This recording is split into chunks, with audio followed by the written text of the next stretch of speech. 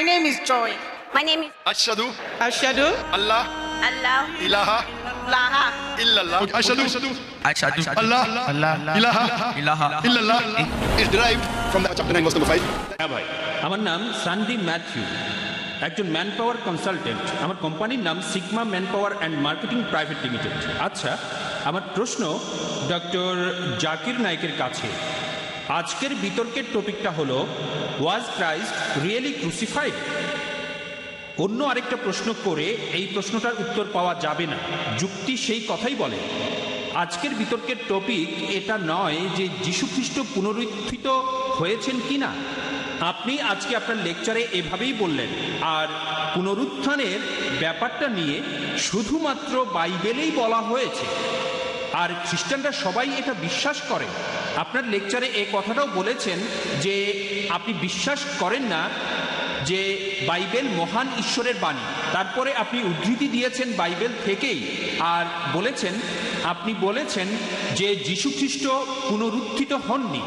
তারপর বলেছেন এজন্য যীশুখ্রিস্ট ক্রুশবিদ্ধ হয়ে মারা যাননি। যুক্তিটা খারাপ না, তবে এই বিতর্কের ব্যাপারে আমার মনে হয় এটা ঠিক না।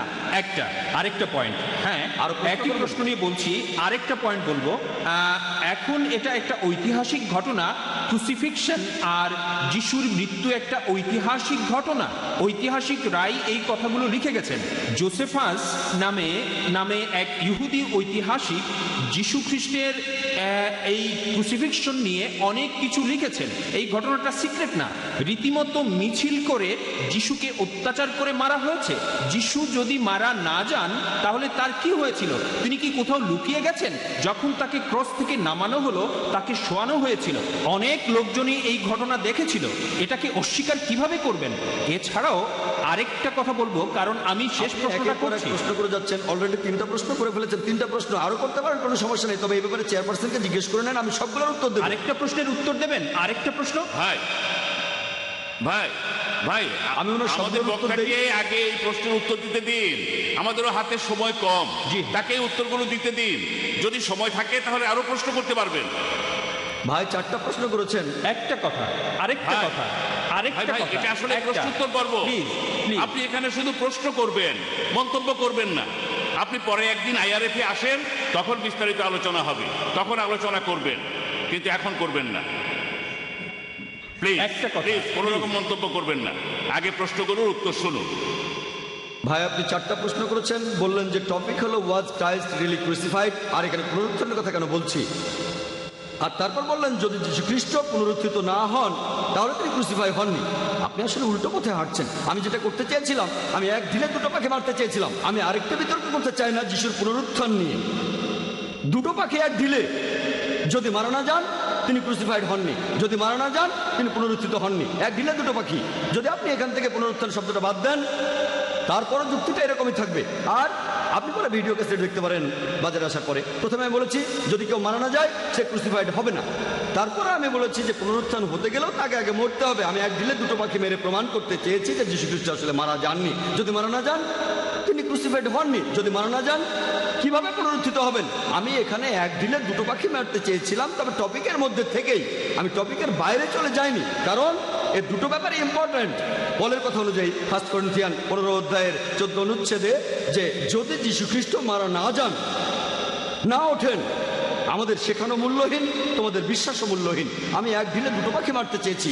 পরে অনুষ্ঠানটা ভিডিও দেখে নেবেন। আপনি এছাড়াও বললেন যে ঐতিহাসিকরাই বলেছে, ইহুদি ঐতিহাসিক, যে যীশু ক্রুসিফাইড হয়েছিলেন। ভাই আপনি কি জানেন যীশু ক্রুসিফাইড হয়েছে এ নিয়ে কতগুলো বই লেখা হয়েছে? তার ডবল বই লেখা হয়েছে যীশু যে ক্রুসিফাইড হয়নি সেটা নিয়ে, ঐতিহাসিক রেকর্ড। আপনি আইআরএফে আসেন। ভেঞ্চুরির কথা বলতে পারি, একজন জার্মান দার্শনিক, তিনি বলেছেন সিম্পলি সব। আপনি কতগুলো বলবেন? আমি আপনাকে দ্বিগুণ বলবো। ওই ঐতিহাসিকরাই, মুসলিমরা নয়, খ্রিস্টান, অমুসলিম, একজনের কথা বলেছি। 4 নম্বর প্রশ্ন, যদি যীশু খ্রিস্ট সত্যি সত্যি মারা না যান তার কি হয়েছে? তিনি কি পৃথিবীর নিচে আছেন? ইত্যাদি। মনে হয় আমার লেকচারটা শোনেননি। 2টো লেকচার দিয়েছি আর প্রশ্নের উত্তরও দিয়েছি। সেখানে পরিষ্কার করে বলেছি সূরা নিসার 157 নম্বর আয়াতে উল্লেখ করা হয়েছে ওয়ামা কাতালু ওয়ামা সালাবুহু, তারা তাকে হত্যা করেনি, ক্রুশবিদ্ধ করেনি। কিন্তু তাদের এমন বিভ্রম হয়েছিল। পরের আয়াত সূরা নিসার 158 নম্বর আয়াতে উল্লেখ আছে যে আল্লাহ সুবহানাহু ওয়া তাআলা তাকে নিজের কাছে তুলে নিয়েছেন। আমি বলেছি যে জীবিত অবস্থায় তাকে তুলে নিয়েছেন আল্লাহ নিজের কাছে। আল্লাহ সুবহানাহু ওয়া তাআলা যীশু খ্রিস্টকে উপরে তুলে নিয়েছেন তার নিজের কাছে। এছাড়াও পবিত্র কোরআনে সূরা ইমরানের 55 নম্বর আয়াতে উল্লেখ করা হয়েছে আল্লাহ তাকে জীবিত তুলে নিয়েছেন। যীশু খ্রিস্ট আবারও পৃথিবীতে আসবেন। আপনার 4টা প্রশ্নের উত্তর দিয়েছি। আর আমাদের প্যাস্টর বললেন, আগের প্রশ্নে ওনার বলা উত্তরটা নিয়ে বলছি। প্রত্যেক খ্রিস্টানের কাছ থেকে নতুন নতুন কথা শুনি। তিনি বললেন কিছু ক্ষতি আছে যা পূরণ করা সম্ভব নয়। প্যাস্টর বলেছেন, এখানে রেকর্ড হচ্ছে। তার মানে যিশু কিছু পাপের প্রায়শ্চিত্ত করতে পারবেন না। এখান থেকে যেটা বুঝলাম, আমি এখানে যেটা বুঝলাম, কোনো খ্রিস্টানের সাথে পরিচয় হলে তাদের মতবাদ সম্পর্কে নতুন কথা শুনি। তাহলে ছোটখাটো পাপ হলে যীশু খ্রিস্ট তার প্রায়শ্চিত্ত করেছেন, বড় পাপের প্রায়শ্চিত্ত তিনি করেননি, সেরকম আমি বুঝলাম। হ্যাঁ ভাই, আপনি আর কিছু বলবেন? ভাই, আপনি মন্তব্য না করে আরেকটা প্রশ্ন করতে পারেন, কারণ এখনো আমাদের হাতে 2-3 মিনিট সময় আছে।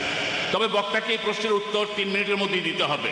হ্যাঁ ভাই, তাড়াতাড়ি প্রশ্ন, তাড়াতাড়ি উত্তর, 3 মিনিটের মধ্যে। আপনি আপনার লেকচারে বাইবেলের উদ্ধৃতি দিয়ে যুক্তি দেখালেন, আর আজকের topic was the Christ really crucified. এ ব্যাপারে আপনার কোরআন কি কথা বলছে? কোরআন একটা কথা বলেছে, আপনি সেই কথাটা বলেছেন, তারপর সেটা বারবার বলছেন। এটা কিন্তু যুক্তি না। আমি বললাম ঈশ্বর একজন, তারপর এই একই কথা 20 বার বললাম। এটা কোনো যুক্তি না। যুক্তি দিলে সেখানে প্রমাণ দেখাতে হবে। তাহলে কোরআনের কথার পক্ষে কোনো প্রমাণ দেখাবেন যে যিশু ক্রুসিফাইড হননি?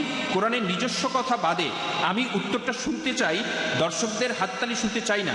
একজন অমুসলিম হিসেবে এটা শুনতে চাই।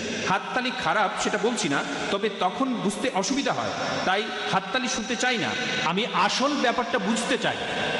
ভাই, খুব সুন্দর প্রশ্ন করেছেন যে যদি কোনো মন্তব্য করেন সেটা সত্যি হয়ে যাচ্ছে না, এখানে সোর্সটা খাঁটি হতে হবে। আমিও একমত। যদি কোরআন থেকে উদ্ধৃতি দেয় যে যীশু খ্রিস্ট আসলে ক্রুসিফাইড হননি, আপনি হয়তো মানবেন না। কেন? কারণ আপনার কথা অনুযায়ী কোরআন আসমানি কিতাব না। আমার কোনো সমস্যা নেই। তবে মুসলিমদের কাছে এটা পবিত্র, তারা বলে এটা আল্লাহর বাণী, তাদের জন্য কোরআনই যথেষ্ট। যদি আমি বাইবেল থেকে বলি যিশুর কি হয়েছিল, মুসলিমরা হয়তো সব মেনে নেবে না, তবে খ্রিস্টান যারা তারা মেনে নেবে। আপনি কি মানেন এই পবিত্র বাইবেল ঈশ্বরের বাণী? মানেন? ভালো, এটা মানেন। তাহলে বাইবেল থেকেই প্রমাণ করলাম যিশু খ্রিস্ট ক্রুসিফাইড হননি। এখানে ঐতিহাসিক প্রমাণের দরকারটা কি? ঐতিহাসিক প্রমাণ কি ঈশ্বরের বাণী চেয়ে বড়? আপনারা হাততালি দেবেন না, উনি হাততালি চান না, উনি আসলে বুঝতে চান। এই প্রমাণটা, এটা তো বিশ্বাসের ব্যাপার। বাইবেল তো বিশ্বাস করি, এজন্যই তো বলছি আপনি এটা মানলেই হলো। আমি এখানে অখ্রিস্টানদের বোঝাতে আসিনি। অখ্রিস্টানদের জন্য ঐতিহাসিক প্রমাণ লাগবে, আরেকটা বিতর্ক হবে। যদি কোনো অখ্রিস্টান আমাকে বলে যে আপনার এই উদ্ধৃতিগুলো আমার জন্য প্রমাণ না, মানে আপনি যে উদ্ধৃতি দিয়েছেন সেগুলো ঠিক আছে, তবে আপনি সেগুলোর ভুল ব্যাখ্যা করে আমাদের ভুল জিনিসটা বোঝাচ্ছেন। আচ্ছা ভাই, আমার নামে অভিযোগ করলেন আমি উদ্ধৃতি দিয়েছি কিন্তু প্রসঙ্গ ছাড়া বলেছি। আপনি প্রসঙ্গটা বলেন, নো প্রবলেম। আমরা একে অন্যকে বোঝার চেষ্টা করছি। আয়ারফে আসেন, আপনি প্রসঙ্গটা বলেন, তারপর আলোচনা করব। একদিন চলে আসেন, আমি আপনার সাথে অবশ্যই দেখা করব।